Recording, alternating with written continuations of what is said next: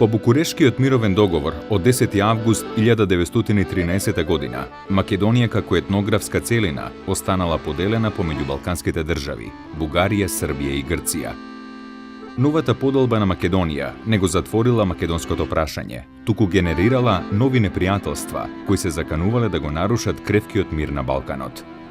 Извесен временски период се воделе преговори помеѓу ВМРО и албанските бунтовници за заедничко дејствување против српската власт. Охридското востание или македонско-албанскиот бунт е настан кој што се случил во септември 1913 година.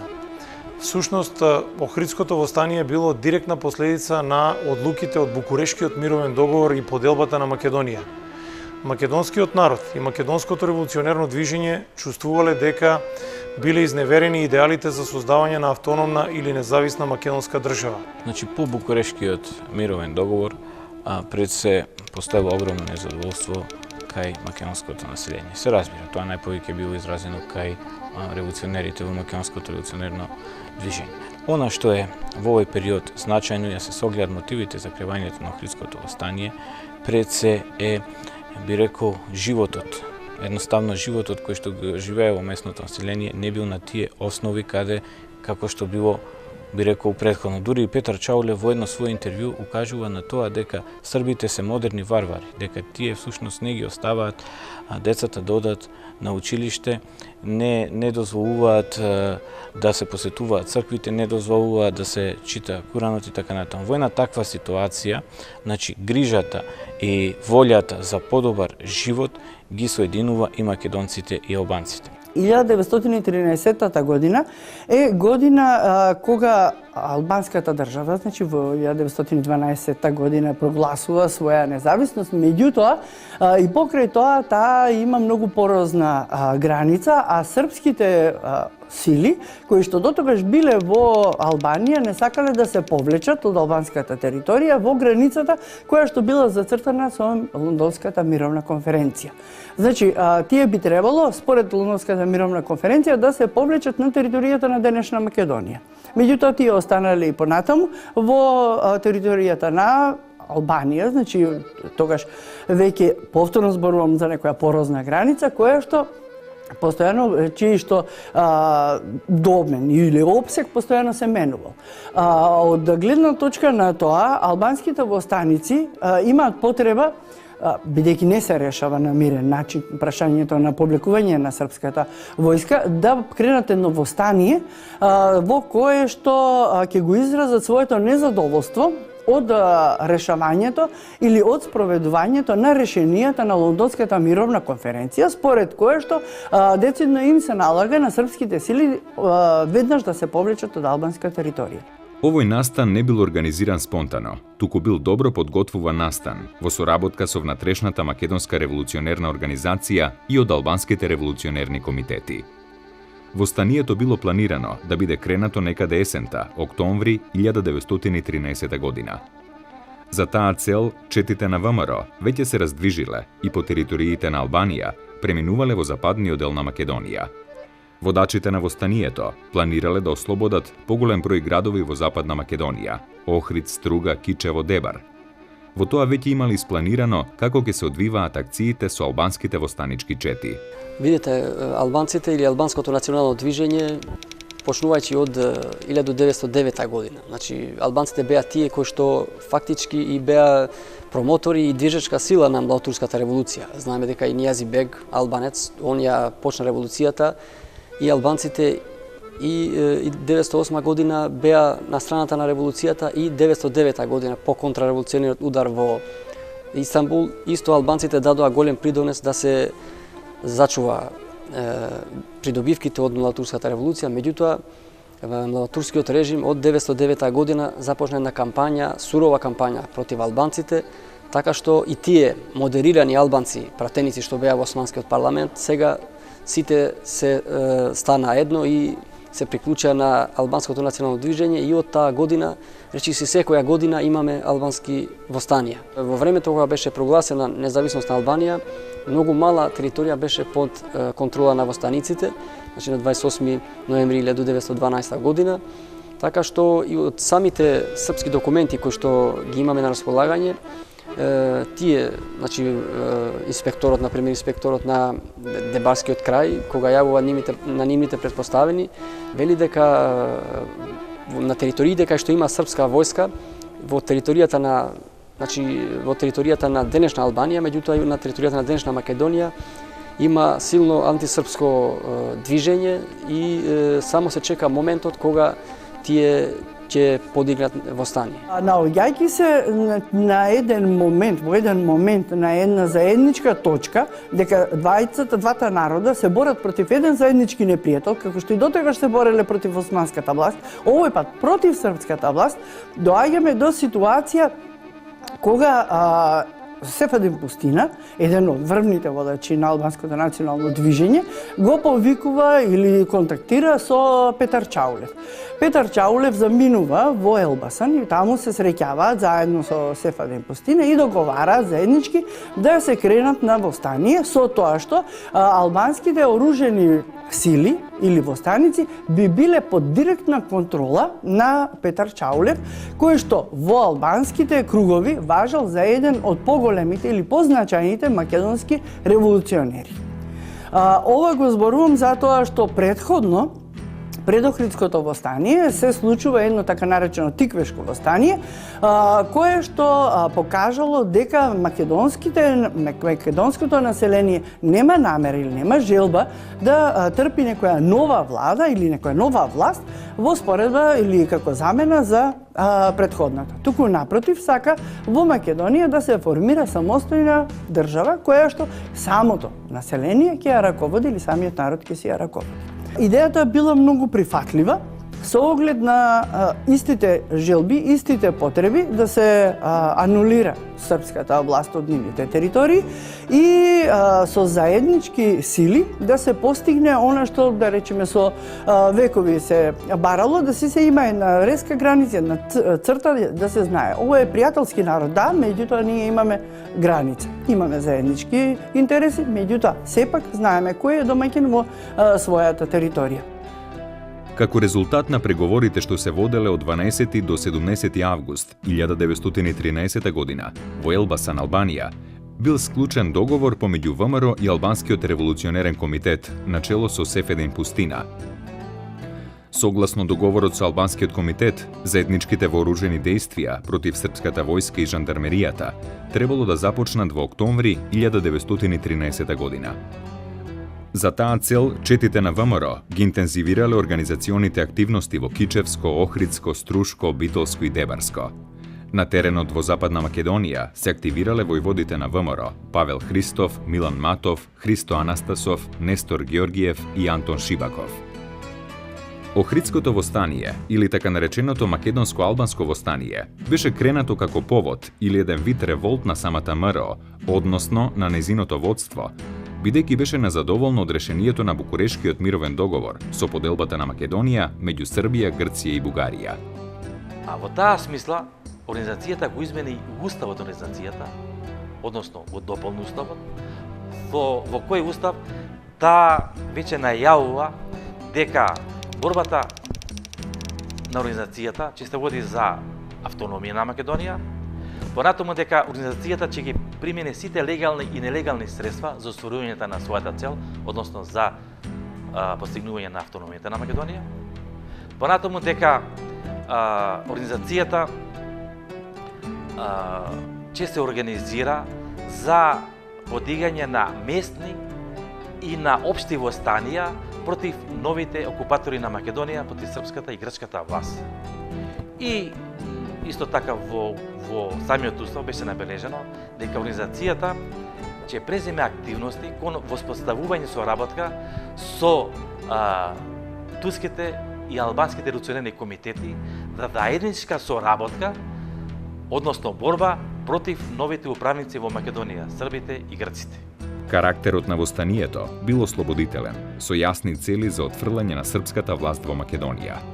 Впрочем, дека востанието не било стихијно, покажувале координираните вооружени акции на четите на ВМРО со албанските востанички чети, како и заедничката привремена власт во мешан состав во градовите кои биле ослободени и заземени од страна на востаничките одреди. Српската власт се обидувала на востанието да му даде наводен бугарски карактер, но во тоа не успеала, затоа што и бугарските дипломатско-политички кругови се оградиле од каква било соработка и помош на востаниците. Македонско-албанското востание од септември 1913 година било автохтоно, произлегувало територијата на Македонија и имало самостоен карактер. Тоа представувало успешен пример за соработка на македонските и албанските револуционери во борбата против српската власт во Македонија во периодот по Балканските војни 1912-1913 година. Она што е многу интересно, во моментот кога почнуваат пребројувањата, кој колку луѓе може да донесе, во документите тоа стои кој колку пушки може да собере, значи една пушка еден човек е, прават списоци. И ги има поименично, значи во документите ги имаме поименично. Тој раководител на тој оддел, имаме, може да собери 5 пушки, што да речеме е најмалата цифра која што има. Имате луѓе кои што можат да соберат, тие ги нарекуваат брзометни пушки, така што тие пушки стасуваат некаде до 400.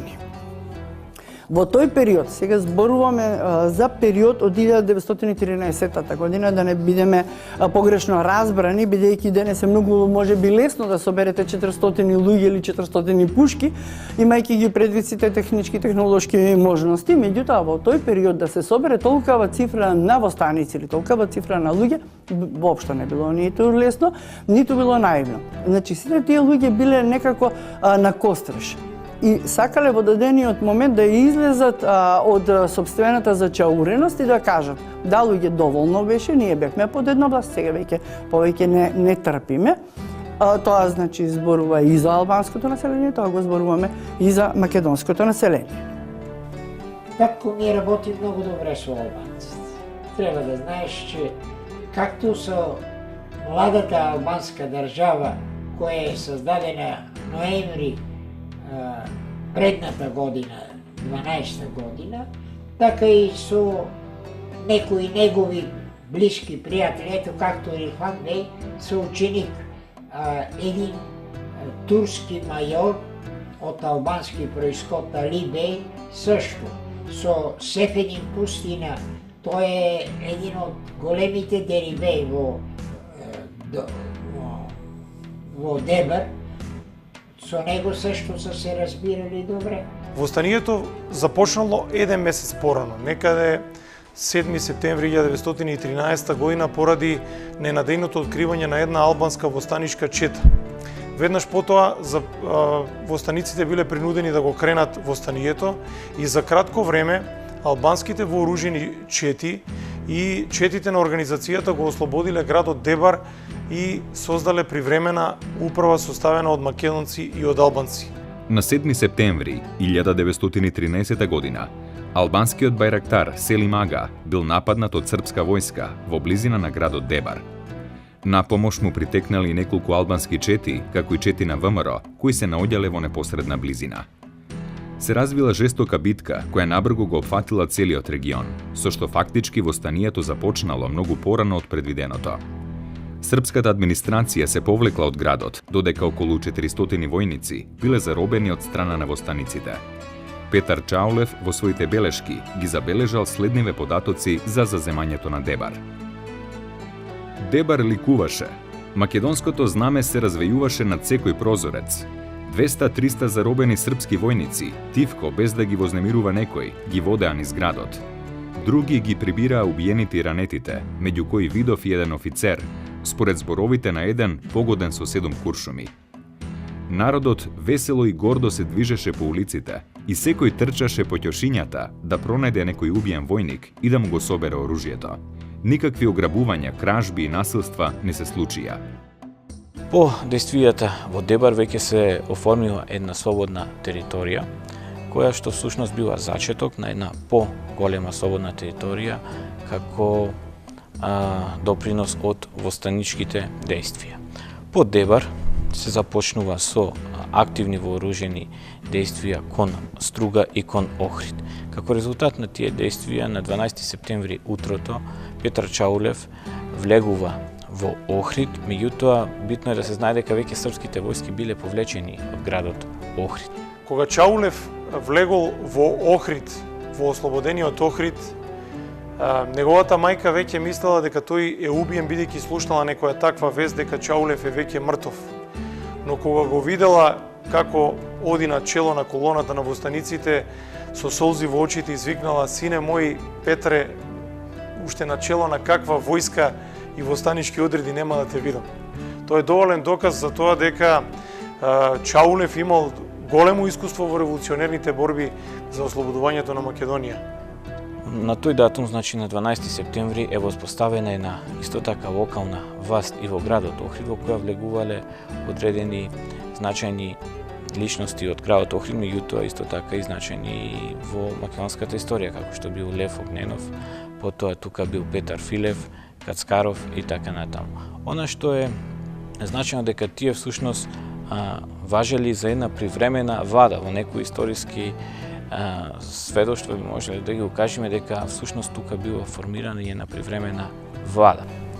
Кога реков дека според документацијата тоа востание зашто не може да се вика дебарско, туку септемвриско, еден од правците, првиот правец бил од Елбасан, Струга и кон Дебар, и тоа бил правецот од кој што имало најмногу број македонско население. Значи, подоцна им се приклучува и Петар Чаулев, кон Струга и Охрид, и продолжуваат кон Кичево и Гостиварско, а вториот правец на востаниците бил од правецот на Пешкопеја, значи од кај мостот Араста, така се вика местото во денешна Албанија, кон Пешкопеја, значи до Пешкопеја е заземено и после напредуваат кон Жировница и еден рапорт началникот на Дебар Чирковиќ кој што го испраќа до востаниците, до инспекторот на српската полиција во Битола, он кажува дека на 8 септември веќе востаниците го има заземено и Пешкопеја и Жировница и се на 10 километри до градот Дебар,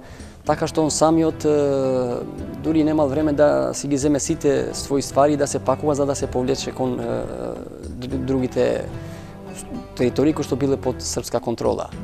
Она што најбитно е во дадените моменти кога зборуваме за документите е дека српската власт секогаш се обидувала да го минимизира значењето на водачите. И српската власт, што мене ми остави впечаток од тие документации, анализира 32 водачи на албанското востание, Иса Болетини, Исмаил Чемали, Елези Суфи, меѓу кои ги анализира и Петар Чаулев и Милан Матов.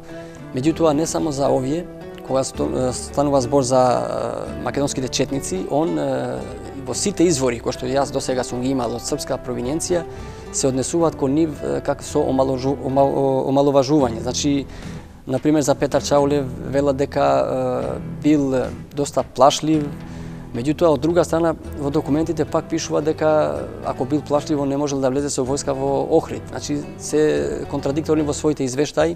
Самиот факт што Сефадин Пустина го вика или му се обраќа токму на Петар Чаулев да биде раководител, односно водач на албанските трупи, на востанички трупи, самото тоа зборува дека ние конкретното востание или конкретниот случај мораме да го ставиме под лупа на сите можни релевантни документи кои што ги имаме со оглед на тоа што треба да направиме мозаик од многу камчиња. Истото за Милан Матов, например, вела дека тој бил платеник на бугарската власт, дека бил омилен на бугарскиот шеф на тогашниот за надворешни работи на Бугарија. Значи, мене ми е јасно дека тоа го прават со една цел, прво на населението да стават паника, а мислам дека главно србите и српската власт се исплашија од едно поголемо заедничко албанско-македонско востание, која што би имало посериозни последици по овие простори. На 11 септември, српската власт прогласила мобилизација и алармирала својата општествена јавност дека Србија се наоѓа пред нова војна. Во исто време, востаниците ја зазеле Струга и околните села. Четата на Чаулев патролираше на теснецот Петрино Вуково. На 15-ти, пред ручек, водачите на четите заедно со видни граѓани имаа заседание во Теќето. На тоа заседание целиот град се прогласи за револуционерен, а за главнокомандувачки на револуционерите, без разлика на вера и народност, беше избран Петар Чаулев. Охриѓани добро го познавале Чаулев, затоа што тој бил активен во регионот на Охридско, уште пред започнувањето на Балканските војни.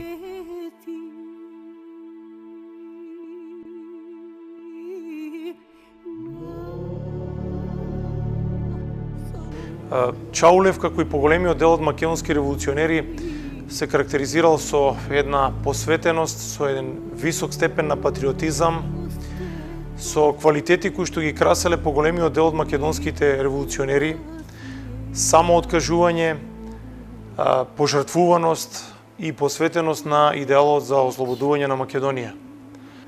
Тој и по завршувањето на настаните поврзани со Охридското востание останал активен член во македонското револуционерно движење.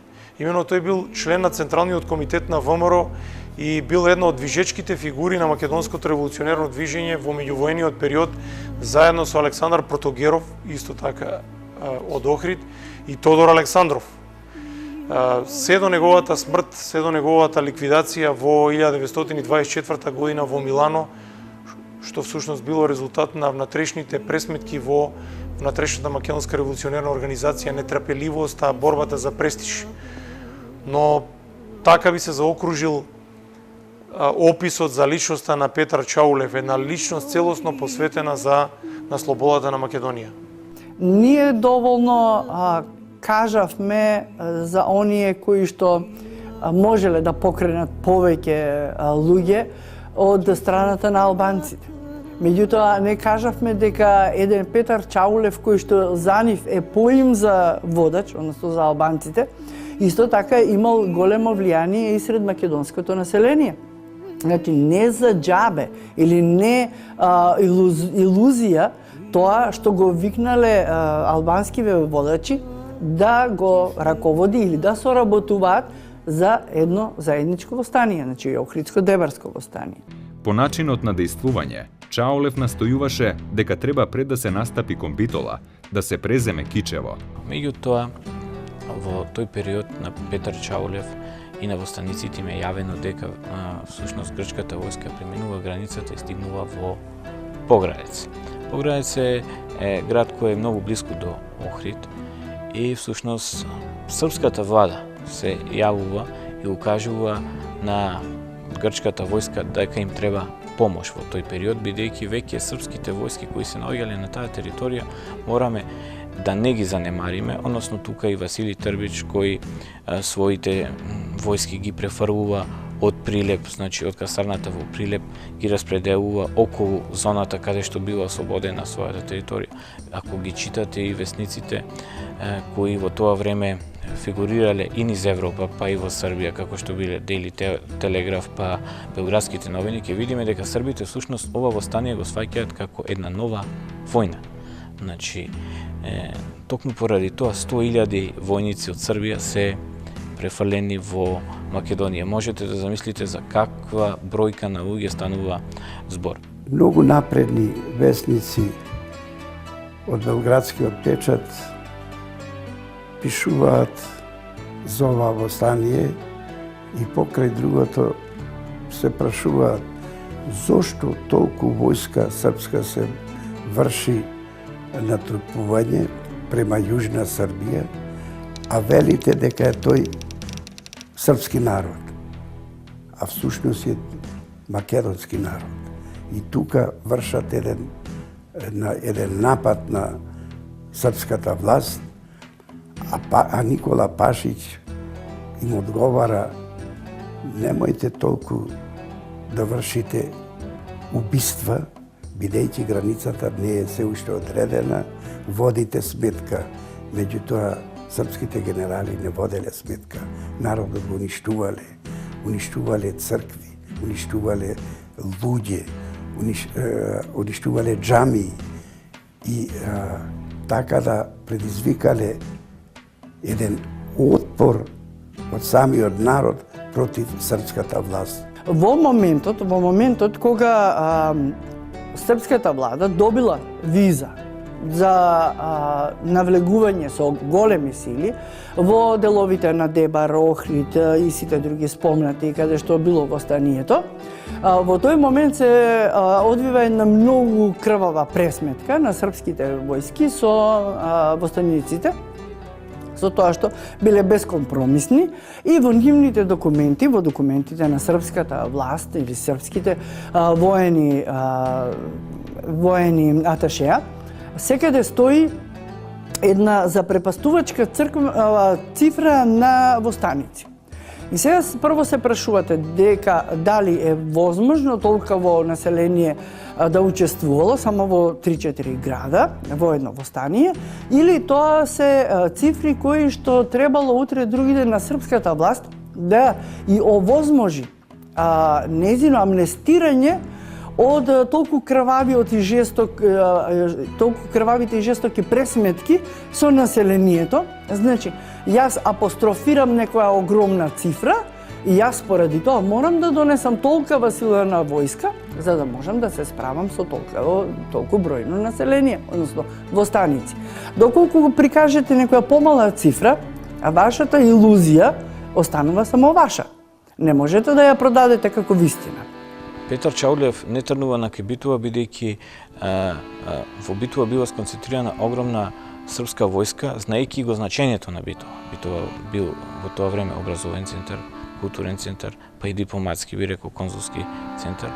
И во тоа време српската војска доста обрнува внимание врз градот Битова, во никој случај не сакава да го даде. Токму поради тоа поголема стационираност на војските имаме во Битова. Значи, несомнено имаме околу целата територија, ослободена територија, востаничка територија, меѓутоа најголемиот број на војска бил сконцентриран токму кај Битова. Затоа, знаејќи дека ќе се суди со толкава голема бројка на вооружени српски сили, Петар Чаулев се одлучува да го завземе градот Кичево се со цел да има поголема територија од каде што ќе може да црпи и повеќе од местното население, па и одредени пропратни елементи кои ќе го пратат нормално едно востание. Многу значајно е да се спомене дека ослободувањето на Охрид, а веднаш потоа и на Струга, се случило самостојно, без да им помогне некој од страна на востаниците. Ниту Бугарија, ниту Србија или било која од балканските држави имале директно па и индиректно учество. Битките што се воделе помеѓу востаниците и српската војска, жандармеријата и српските четнички одреди, биле решавачки за конечниот исход на Охридското востание, односно македонско-албанскиот бунт. По судирот на четата на Чаулев со српската војска кај село Иванчишта, востаничката чета на 17 септември 1913 година влегла во градот Кичево. Но следниот ден на 18 септември Чаулев се повлекол со четата од Кичево без борба, бидејќи кон градот доаѓала бројна српска војска со артилерија и секој отпор бил невозможен. Српската војска, паравојните формации и жандармеријата ја заобиколиле слободната територија и се доближувале кон поголемите градски центри кои ги држеле востаниците. На 18 и 19 септември четите на војводите Нестор Георгиев и Антон Шибаков се судриле со српските вооружени формации во близина на Голак планина. На помош на српската војска дошла и грчката војска, која од задгрб ги нападнала востаничките одреди. Фактички, планирањето на ослободувањето на Охрид и на другите градови, Дебар, Струга, еден краток временски период било ослободено и Кичево, само за еден ден, било автохтоно, испланирано од самата територија на Македонија. Било предизвикано всушност од неповолниот развој на настаните во Македонија и нерешавањето на македонското прашање. Учеството пак на албанските револуционерни комитети од своја страна било испровоцирано поради неподносливата положба и на албанското население во западниот дел на Македонија.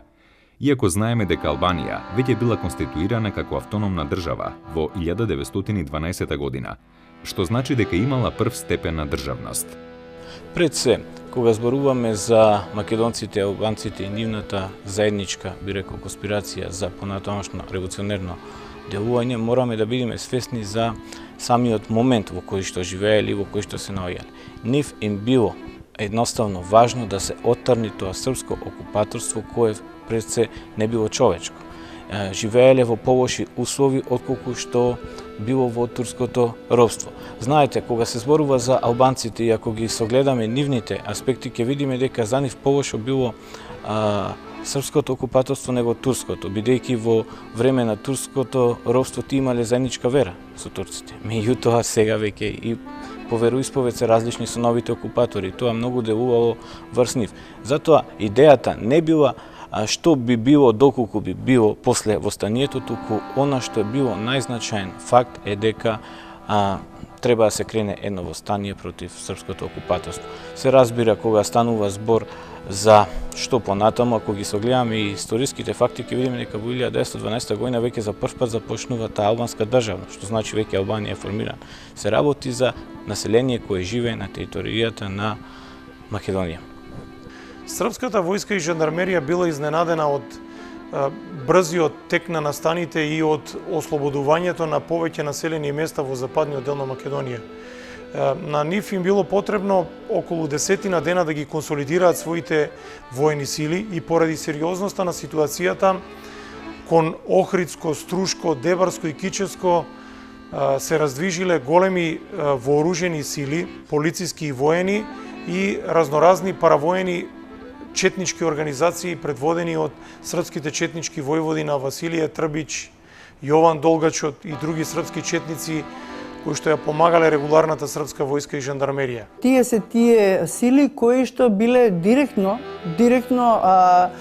испратени за чистење, значи така стои во документите, за чистење на српските територии од непослушните бугари. Значи тие се бугари. Немате вие тука домародно население и друго. Затоа што кога читате бугарски документи, секогаш лошите се оние србите. Кога читате српски документи, оние лошите се бугари. А никогаш не можете да најдете во овој период македонско население. Не заради друго, само заради тоа што дури и странските дипломати, дипломатијата која што се обидувала на секој може начин да заграби што е можно повеќе територии на Балканот, имајќи ги предвид интересните сфери, ако земеме дека една Британија, имајќи го предвид незиниот интерес во Грција, се кажува или желбите се да дојде грчката северна граница до Битола, доколку ја земете Сан Стефанска Бугарија, доколку ја земете желбата на Србија, односно руската интервенција. Тука доаѓате до еден пекол во кој што сите се заинтересирани за едно парче кое што е толку мало или толку неделливо, што вие насила кога ќе го поделите, не можете ништо друго да очекувате освен да испровоцирате востание. И токму тоа е тој револт. Од страна на Србија, на командата на српската војска, била предвидена една поопсежна војна операција за поразување на востаниците.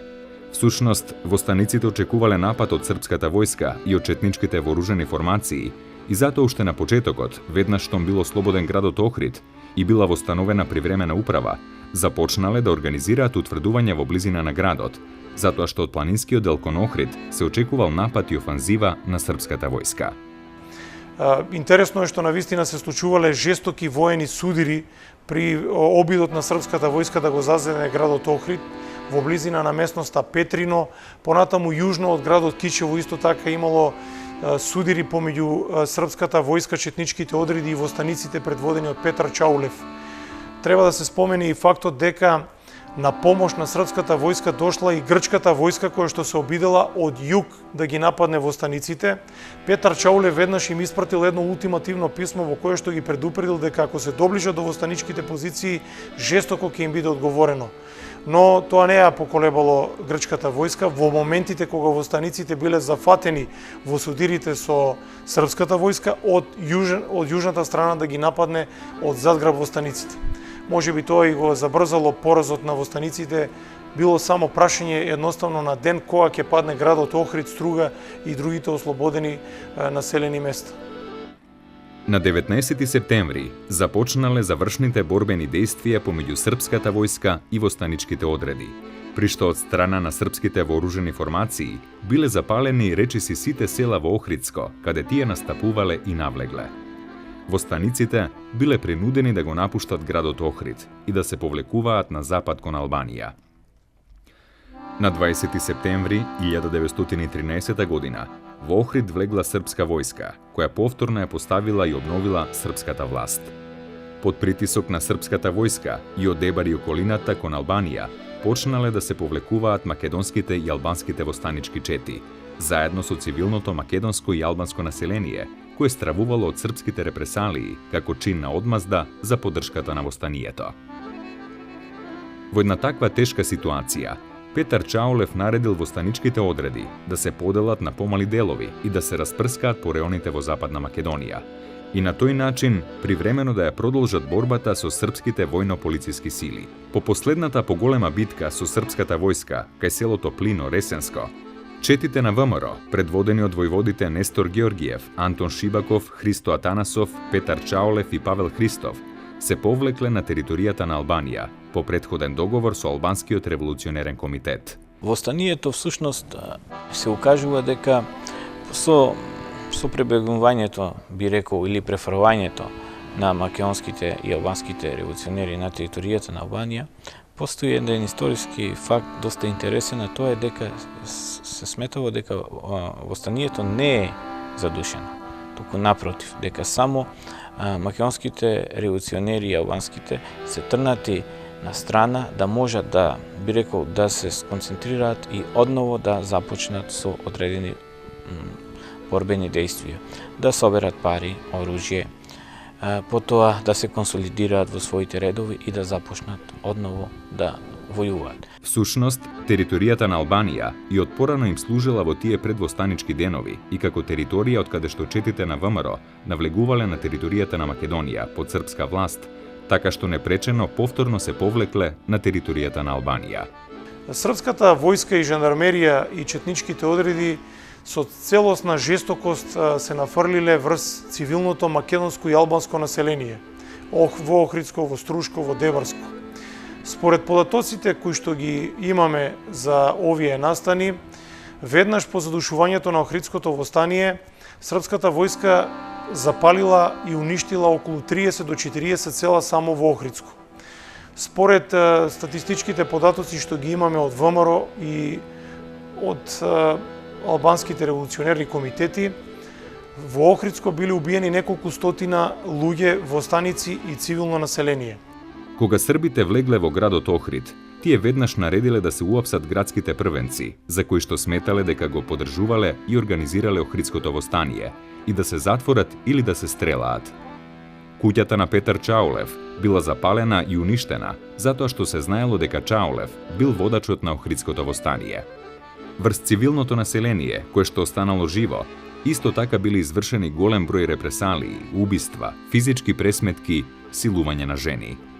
Во Дебарскиот крај многу настрадало албанското цивилно население. Според некои статистички податоци од тој временски период, били убиени од 500 до 600 цивили и востаници, пред се албанци, иако тие овде се бореле и со четите на организацијата. Во Кичевско биле запалени голем дел од селата во околината на градот, како одмазда за поддршката на востанието од страна на цивилното население. Во период од неколку месеци, за да се задушат какви било пројави на отпор во овој дел на Македонија, српската централна власт воспоставила вистинска војна опсадна состојба, мислејќи дека ќе пронајде некои од учесниците на востанието, иако за волја на вистината, голем дел од нив веќе ја напуштиле Македонија и побегнале во Албанија. Идејата на српската историографија е да го покаже истото што го покажуваат документите. Дека имало толку и толку востаници и ние отидовме само да си исчистиме границата. Не отидовме да тепаме, не отидовме да колиме. Меѓутоа, ете ги протеравме и тие си заминаа, си се повлекоа во Албанија. Од друга страна, другиве документи зборуваат спротивно. Меѓутоа, она што наредно како период следува во српското окупаторство е пред се воведување, односно прикажување на една српска пропаганда, во која што местното население се укажува како срби. Во одредени пописи ги запишуваат како срби. Укажуваат на тоа дека всушност Македонија е стара Србија. При тоа им се додаваат придавките на презимињата со ич и така натаму. Сето ова било осмислено се со цел да се укаже дека на оваа територија всушност живеат срби. нормално местното население било ригорозно против таквите мерки и дури има и одредено сведоштво кое укажува дека и веднаш после задушувањето на востанието да се започнело со нови револуционерни действија, од толку што биле жестоки тие тероризирање врз местното население повторно ќе пристапело кон едно ново востание или револуционерни дејности. Меѓутоа, согледувајќи ја силата, согледувајќи го навооружувањето, па до некаде паричните средства, бидејќи имаат свој удел во едно востание, сето тоа било невозможно. Сето тоа така ќе остане до започнувањето на Првата светска војна, каде што знаеме има веќе поинаков тек целиот настан. И друго да ви кажам, исто мајка ми кажуваше, кога на школу не смели да се кажуваат како македонки. Например, јас сум Цветанка Трпковиќ. Самиот факт што ова е како автохтоно востание, на кое што во дадениот момент не му се приклучуваат многу по-моќни, да речеме, револуционерни имиња во тоа време, макар што овие не се занемарување, да не бидам погрешно сватена, тоа веројатно точно зборува за помирливоста на одредени македонски дејци или ќе речам пак, може би одредени албански дејци, спомнавме дека дури и еден Исмаил Кемали се оградил од востанието, со ситуацијата која што настанала. Големите сили се тие што решаваат, големите сили треба да не поделат, големите сили ја минуваат се, што имаме повеќе да направиме ние. Апатијата кај македонските револуционери и кај албанските револуционери произлегува токму од тоа. Со години се боравме против османлиската власт. Сега веќе немаме ниту сили, ниту можности да кажеме нешто, кога веќе на некоја зелена маса не исцртаа, не доведоа до тоа што не доведоа, до расперчување, и ние сме немојкни да партиципираме во ништо друго, освен во некоја си апатија. Последиците од задушувањето на Охридското востание биле катастрофални и долготрајни. Уште долг временски период овој дел од Македонија ќе биде извор на нестабилност затоа што не можеле лесно да се смират така состојбите. Албанско-српската граница во делот кон Македонија била доста порозна, бидејќи албански чети и во периодот кој што доаѓал и понатаму навлегувале на територијата на Македонија, а по завршувањето на Првата светска војна и четите на организацијата повторно ја користеле територијата на Албанија како место од каде што навлегувале во Македонија. Последиците од тоа стание са позначими отколкото од Илинденското, както положителните, така отрицателни.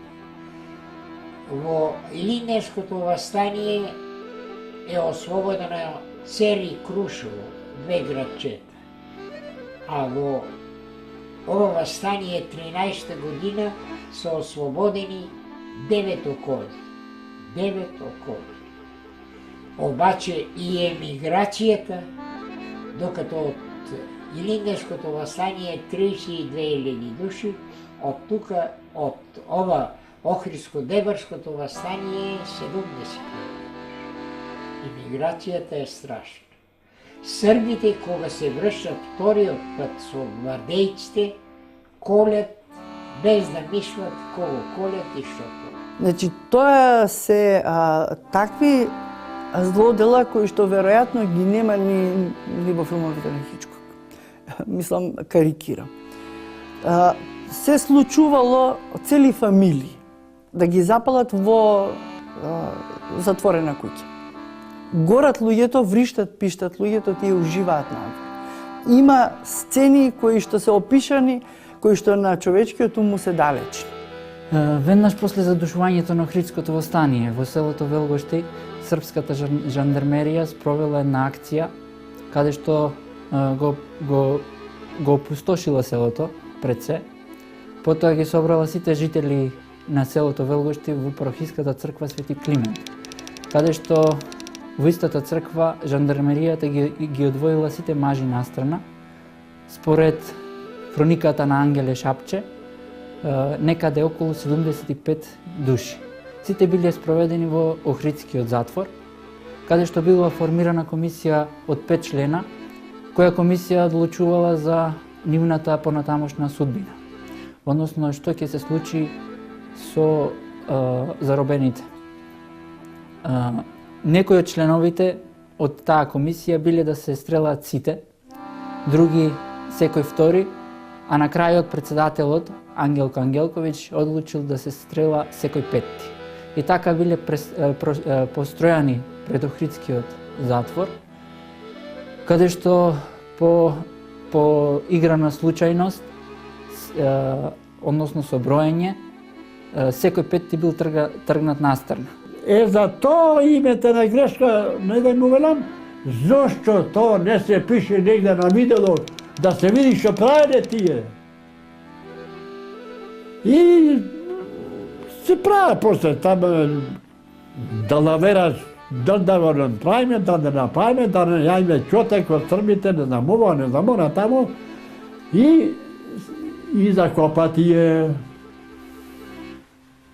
И готово. Никој не сме да превори кај се, шо се, како се. Само му јавиле ресен, тој што идеше сам, аре будала човек, сидело од Петрино, наравно стораницама, со пари во него.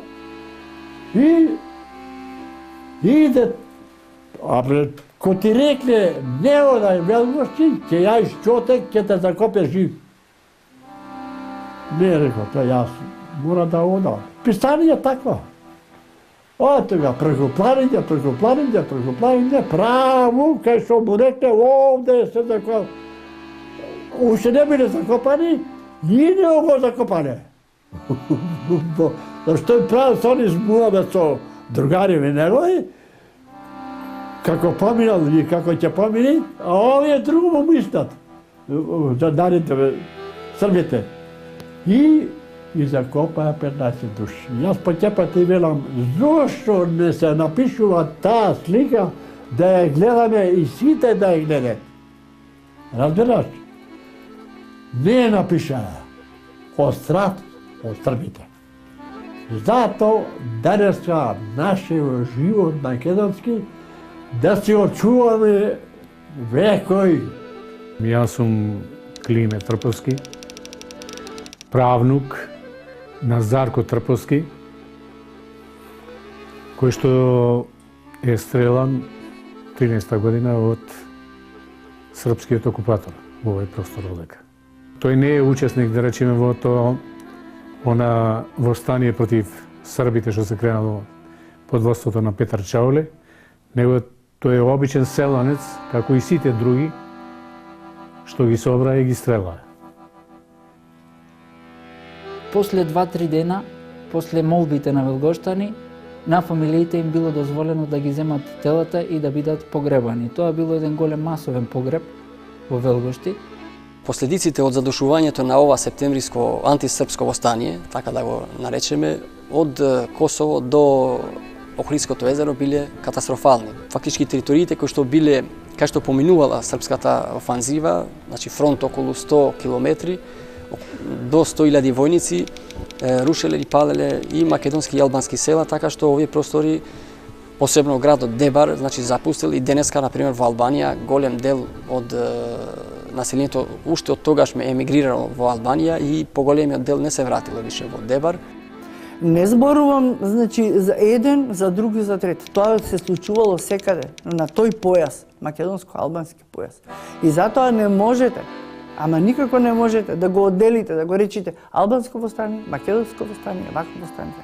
Тој народ толку страдал, што едноставно е нечесно како на наши предци да им се одолжиме со тоа што ќе ги одделиме. Тоа е факт дека било македонско-албанско востание.